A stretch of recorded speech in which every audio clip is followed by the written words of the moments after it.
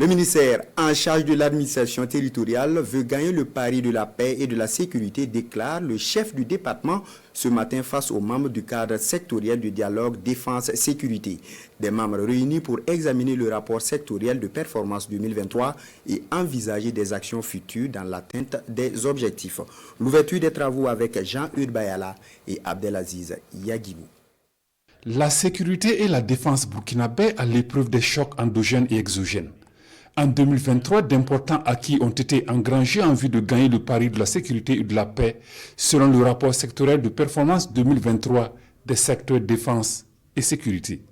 La présente revue se tient à un moment où d'importantes offensives engagées sur le terrain par nos forces combattantes dans le cadre de la lutte contre le terrorisme ont permis déjà de libérer certaines localités du pays, favoriser la réinstallation des personnes déplacées internes et la réouverture de certains services publics. À l'heure du bilan, je note que d'importants acquis ont été enregistrés à travers notamment le renforcement des capacités opérationnelles des forces de défense et de sécurité, le renforcement des effectifs et la formation des personnels de sécurité, l'amélioration de la réponse à la crise humanitaire, la promotion des initiatives de cohésion sociale et du vivre ensemble.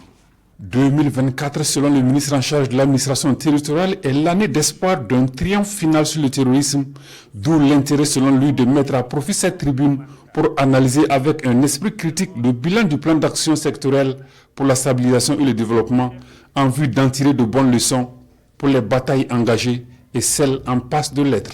Le plan d'action sectoriel définit un certain nombre d'activités de produits qui sont portés par les différents membres, les ministères membres du CESE. On en a 8 ministères. On va faire le bilan pour voir qu'est-ce qui marche, qu'est-ce qui ne marche pas et donner des orientations nécessaires pour réajuster.